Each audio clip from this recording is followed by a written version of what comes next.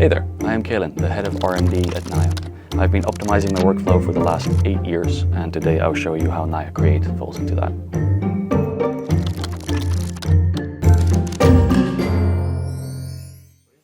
Cool, so let's start out first with my layout and what it is. As you see in this first layer, Comac, I type in Comac. I do not type in QWERTY. I used to type in QWERTY, then I started getting pain in my hands and switched to Comac, more specifically Comac DH Extended. Right, so what is Comac? Comac is a version of a layout, well, it's a keyboard layout, similar to how QWERTY is done. QWERTY was optimized for specific things, Comac is optimized for other things. Comac is definitively not the most optimized layout for what I would do, but relearning something that would match that basically means that every year I would have to change what my layout is. And Comac happens to fall the closest to what I do, where Comac is optimized in a lot of cases for the English language.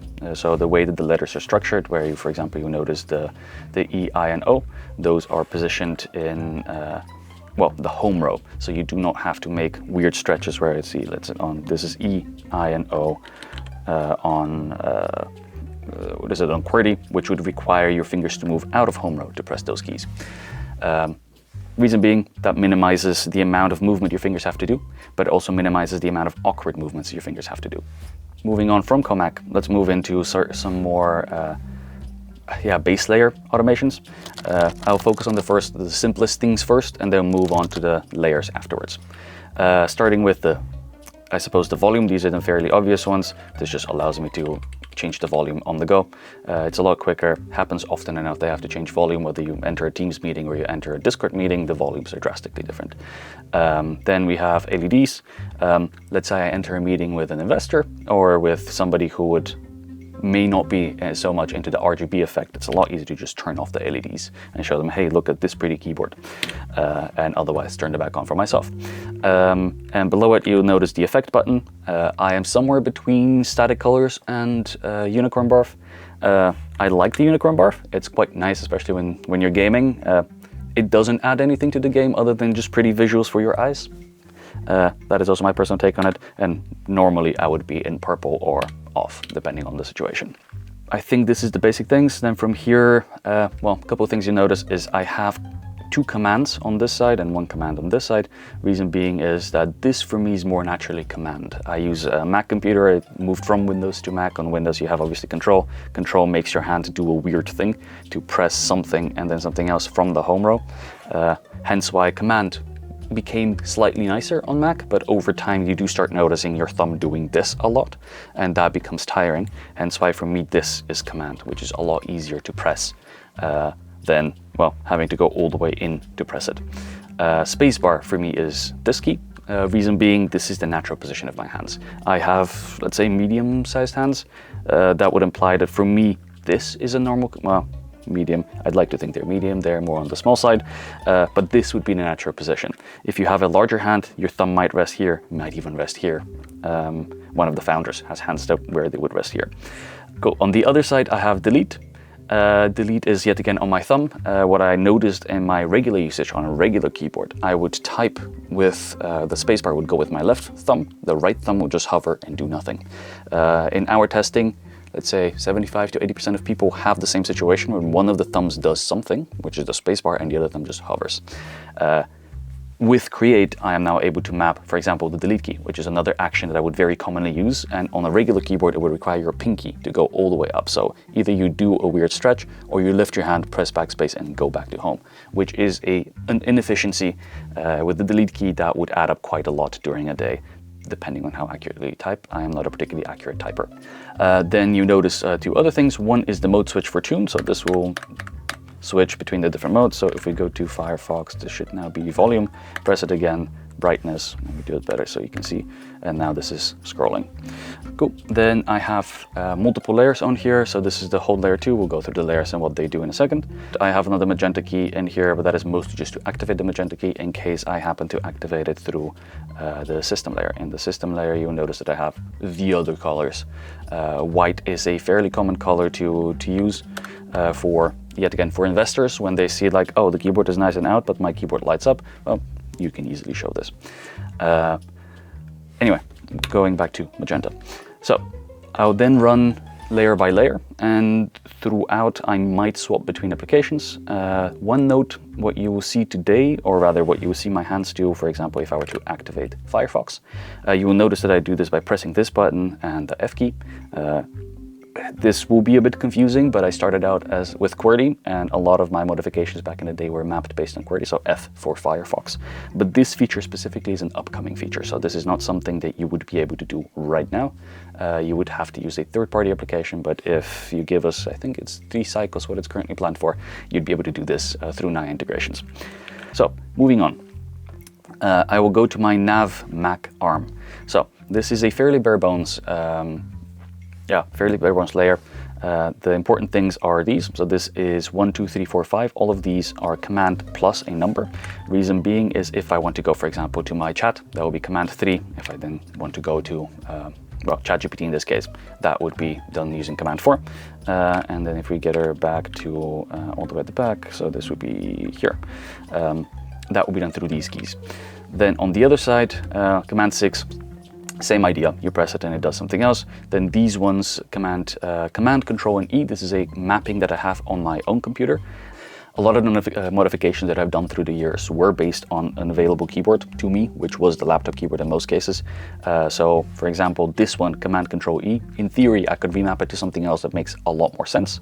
But because it's limited by what this keyboard can do, and I would like to still be able to do it on both keyboards in case I happen to be in a situation where I can only open a laptop and quickly do something, that's why they're mapped to these kinds of things. But this specific thing would full screen an app. So if I have Firefox open for the first time, I can press caps lock and 7 and we'll full screen the app. And F8 is mapped inside of my Firefox to open and close my device tree. So this is the device tree, the tab tree. This is the tab tree. If I press that, it will open and close it. So these are very specific to me, but you can very much play with those and add extra extensions. A very good note on this side is that a lot of the automations and workflow optimizations that I have are helped by Create. Create on its own can do a lot, but there's so much more you can do by integrating directly in whatever OS you're using. Cool, moving on. Command 9, so the same thing, just gets you all the way back to the last tab but we're already there, so it doesn't matter. Gets you to the last tab in your browser. Cool, then we'll move on down. WTCV, these are simple command plus CVW, so paste, a close tab, open tab. These are same in here, and I would like to open a new tab or close the tab. That's the easiest way to do it for me. Same thing is possible through just going here, through this command button. So if I were to go here, I can just press this and do the same things, but this is more of an awkward action than if I were to press the caps lock with my pinky. Caps lock with pinky might not be for everyone, but given how long I've been doing this for, my pinky has by now been trained quite well to do this. And another note, maybe I play the guitar, so my hands tend to be quite stretchy sideways. I don't know how ergonomic that is, but we'll find out in 30 years from now. Cool, then we go to the slightly more specialized things. These two specifically are control plus right arrow. These are set up in my Mac OS to navigate between the screens. So what you see is I have multiple applications in full screen. Maybe I'll show you this one. For now it's fine. Multiple applications show in full screen. That allows me to then switch between them in full screen and get the most screen real estate per application. What I showed you earlier, for example, where I went to Firefox by pressing a shortcut or going to, let's say, Visual Studio Code, that is an upcoming feature that would allow you to more quickly switch between things, but that is something that I had previously developed with other systems to be able to achieve the same thing. Below it is changing tabs. So in Firefox, if you want to go between tabs, that is the fastest way. In my opinion, A and D, I used to game quite a bit, so WASD is quite a natural position, hence why it's also oriented around the WASD rather than around the home row, but also because I used caps lock on a regular keyboard, and caps lock is a lot closer to WASD than it would be to ESDF. So this one and this one change tabs. This one is a Firefox specific thing. If I want to switch between two different tabs, say for example, I'm in Firefox and I go to my Click. So this is our internal communication platform. And then I want to go back to, let's say, the user manual. So I go to the user manual from Click and I want to quickly go back to Click, and Click does not happen to, imagine, Click does not happen to be on caps lock 3. I can very quickly press caps lock S and it gets me between the two most recent tabs. Let's say, for example, I take, this is our repository for Naya Flow, and Qt, for example, the Qt documentation, I can quickly swap between these two things. Then on the other side, these are probably my most used modifications. So these here, which is the IJKL on a regular keyboard, those are my arrows, so arrow keys. So if we go to, I think it's easiest if we do it through here. So in here, this allows me to move left, right, up and down. Maybe I shouldn't do this. Left, right, up and down. Through code, which is quite useful if you need to select stuff. Then let me expand a bit more onto this. These two are option plus right and left arrow. Inside of, let's say here, it would allow you to swap, I think it's control left arrow and right arrow in Windows. It allows you to skip whole words. But this is how you swap between words, and that allows you to, if I then drop down my pinky as it's holding caps lock right now, if I drop down to hold shift, this looks a bit more awkward than it is, you can select the whole text as well. Then I have these two, and these two allow me, so this one and this one, these two allow me to go beginning and end of a line. Very useful if you need to read what's at the end of this line of code. Cool, then that handles the navigation for Mac. Let's go to support. Support is fairly easy, fairly simple. It's just F keys. I have to work in Excel every now and again. That means that I have to press the F key often enough. I do not like that, but unfortunately it is the case. So I have that on easy to reach spacebar, or rather the middle key and 2, we just do F2 inside of Excel. But I also have the page up and page down. So if I am, say, here in this manual, I can hold this and go page by page, which makes reading easy. In all fairness, I am more likely to use this as I'm reading through something. And then finally is the system layer. System layer does not differ, I think, at all from the basic system layer. I think it's basically exactly the same. I don't believe I've done any changes to it, but this is just what comes with the keyboard. It allows you to change the Bluetooth devices, allows you to change output of the keyboard, whether wireless or over USB, change the scrolling direction, depending on what module left or right. You can also change the way that the tune module behaves on left or right. And you have the regular LED controls on this side, but that's basically it for that. Now maybe I can show you a somewhat typical workflow for myself. The way that this would go is I would go to, let's say, start here. This is the HPP file. Inside of this application, where I mentioned earlier that if you change the software itself to map with the keyboard, it allows you to do quite a lot of different things. For example, in our specific use case for Naya Core, we have 3 different things. So we have .h, so these are global constants generally, or just constants that we want to keep. We use .h to easily be able to read that this is a constant and this is not a header of a file. Then we have CPPs and HPPs. These are for C++, the headers and the actual code. And we have a couple of things. We have we've made our own extension. We might release it at some point, but it allows you to keep these things. So if I were to open, for example, a new file, let's see, the manager, for example, it opens in the correct location, but you could also open protocol, for example, opens it in the correct location based on whether it's CPP or whatever, but it also allows you to do this.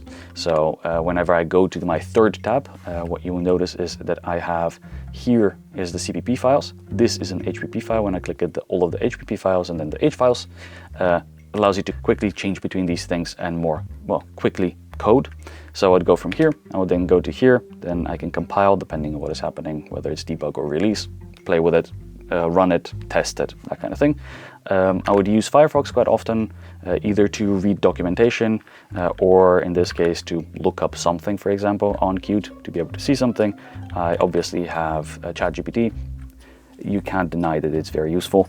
I have my terminal of choice, but it allows me to have 4 windows. That's usually enough, as I would be switching between different things, and I would like it to be full screen, and I would like everything to be available. What you'll notice is that I have all 3 browsers open, or well, 4 browsers actually. I have Edge, Safari, Firefox, and Google Chrome. Firefox is my main browser. This is what I do my main browsing in.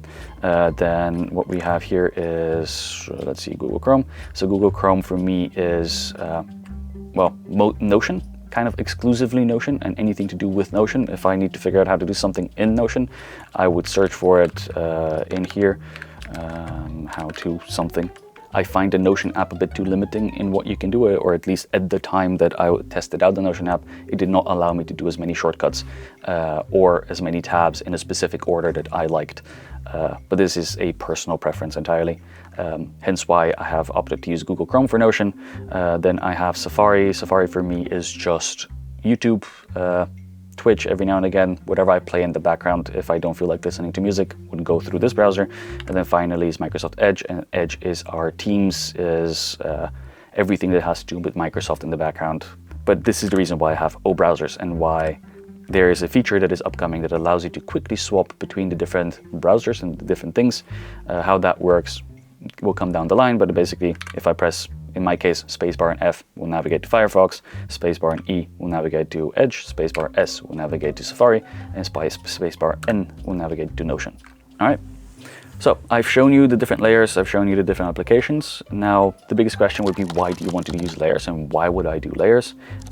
Comes down to a couple of things. One is optimization.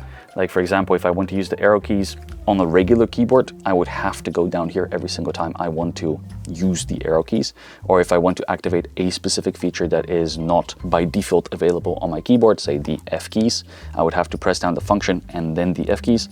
Or I can just hold down my layer and press whatever F key I need to access easily. The other important thing for me personally is I work between different machines. My main machine is a Mac OS, but I have a Windows and I have a Linux machine. And soon we're also going to have an Intel Mac, wink wink, machine. So I will probably have to have that available to me as well. And the important thing is that I don't want to have to reprogram every single machine with every single shortcut that I care for. So the basic things that I would like on every single computer to work is available to me on my keyboard, and where a regular keyboard will be limited to what you can see on the tin, so whatever you see is whatever you get. Layers would allow you to add the extra functionality that wouldn't be available otherwise. Things where you can specifically say, well, and this is down arrow, I suppose it's easy enough, but if we were to take the command plus left arrow, that is a fairly unusual key combo that would be useful on all Mac computers. But then I could duplicate this and make one for my Win layer. Now change these instead of command, which would be the GUI key, which is the Windows key on Windows. This would be control. But I would like these things to work between different machines, and I would like to be able to switch to them by selecting a device through Bluetooth, switch to that machine, do something, go back to the same machine.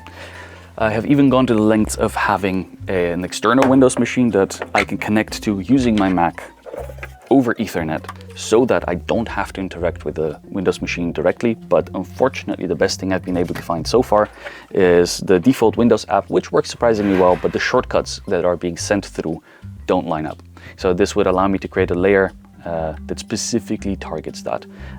In all fairness, my basic layer, so the basic code navigation, is sufficient for Windows, but say that I would want to have the starting and the ending line, so the arrow keys is generally enough. But if I want to go to start of line, go to end of line, I can change that specifically for Windows. All right, so what are layers exactly? How do you build them? How should you build them? How should you build them? Feel free to do whatever. There are, however, things that I prefer to do whenever I build out a new layer, and purely has to do with what is the most logical thing to me. What is the most logical thing to you could be different depending on, one, how your hands are shaped, what you find comfortable, where your hands naturally rest, how large your hands are. But for example, if I were to go over the navigation layer for me, why have I chosen to put the arrow keys inside of IJKL? For me, this was the most natural position for the hand. Realistically, if I were to be more of a gamer at that point, I found more important to have my screen navigation on here. Hence why I didn't move my arrow keys here. But if you were to not care about swapping between screens, you work mostly on a single screen where you can have different applications and do whatever, then what you could do is put the arrow keys on WASD. It's just a matter of where does your hand naturally fall, and then considering, is that a habit worth enforcing? Imagine in a world where somebody has 7, 8, 9, but they also have to press the greater than key, and this is their layout. Yes, it's a comfortable thing that maybe you're used to and your hand is used to doing this, but is this really a great position to have your hand in constantly, especially if you have to switch from it to there? So the thing to consider for me is home row, first and foremost, standing and being on home row, so these are the 5 keys that I would most often click. I do not, or rather I would like to focus as many things around this, but eventually that will become confusing. If I add too many things on here and I'm not in the right order, for my brain at the very least, that wouldn't make sense. Hence why, for example, going to Firefox wouldn't be, or between my programs, let's put it that way, wouldn't be ASDF and JKL semicolon, but rather it would be based on a letter, because that was easiest in the moment for my brain to remember. There's obviously exceptions to this in some cases. Let's say you have 2 applications that have the same well, starting letter. Well, that obviously wouldn't work for my brain, or something that is very far away, like the Y key. If I were to reposition my hand and press the Y, that's okay. But then I have to move away from the home row, and for this action, it doesn't make sense to me. Let's say you're moving to your touchpad. That's an okay thing, because you reposition your whole hand. You're probably going to be moving a decent amount on here, or enough that it would justify the moving of the hand. Doing this, if I have to do this often, I would prefer not to do. Then I would look to map it to a different key that would be more readily available to my hand. Now, moving away from layers and going into, well, how do you build a layer in the sense of how would you go about building one? It is step by step. I think my current layout that you see in front of you took me about 6 to 8 months to get to step by step. I believe the arrow keys were the very first thing I ever did, because I really got annoyed of having to go back down here, do arrow keys, go back to IJK or to the home row JKL. So this was the first thing that I did. On Create, of course, you don't have the arrow keys, so it does naturally force you to come up with a more creative way, and in my case, or probably in a lot of cases, a more healthy way to do this, rather than have to constantly swap to a location. But for me, this was the first thing. I started using it, then I went to Firefox, and I started, well, observing what are common things that I do. So how often do I open a new tab? Is that a common thing? If it is, I will then start thinking, is this the right combination to have? Like, for example, Command and T would be the normal location. I have since moved it either pressing caps lock and, well, F in this key, but for me, this is where T would be on Comac. But this would be the open new tab, or it would be the spacebar and open new tab. That depends on your comfort in your hand. But that would be the next thing to consider is how often do you use it, and would there be a better location for it? You don't have to often change what the actual shortcut is inside of the program. You just map it. For example, on a regular keyboard, this, I suppose this would be open new tab. So if we go here, this would be open new tab, which is not a great position in my opinion. When I switched to Comac, there was the added benefit that F became T, and suddenly my brain, it clicked like, oh, this seems like such a better location. And obviously I was learning Comac, so I was gonna get used to it. So to me, that made a lot more sense. And then I started moving, okay, well, caps lock is nice, but it's really, really an awkward angle. Let's move to caps lock. Again, this is based on a traditional keyboard, where this would be the command and this would be the caps lock, this is a lot simpler because I don't have to move my hand too far. Or more importantly, let's do something else. Let's do tab switching. How often do you find yourself switching between your open tabs? In my case, this is quite a lot. Let's say you want to change tabs and I'm inside of Click now. I would want to go to, well, in this case, ChatGPT, and I don't have that mapped in some way. So let's say we are on here. How often would you then go back to, as opposed to Google, or to Create, where you're searching something, sorry, this one. You're searching something, you're reading it, then you open a new tab, you do Create. Yeah, okay, let's find it. Cool. Then go back to whatever page you were from that you learned something. How often would that happen? Or would it be more common for you to read something, close this page, then go to the new page and search for, well, in this case, Naya Create. Which one would be more common? Those were the things to consider as what is, well, what's the most common location, what's the most common keys that you do, and then start mapping it. The reason why, okay, maybe a good one. The reason why I'm using spacebar to change between my applications, where I press spacebar and F, rather than, for example, a layer key and F, is because on a regular keyboard, there is no extra key. So I had to use spacebar. This does make it so nobody else can type on my keyboard. Whenever I give my computer to someone, I have a shortcut that disables one, obviously switches it from Comac to QWERTY, but it also disables all of the extra layers I had built up on top, so that somebody else can type on my keyboard. Because if you don't perfectly accentuate and press the spacebar, which most people don't, most people tend to be a bit more, I think the term is sloppy, though I don't necessarily agree with it, but you would hold down spacebar, half release it, maybe not, and then press a key, then it would start opening programs and navigating to programs, which makes it unusable. But that was the limitation.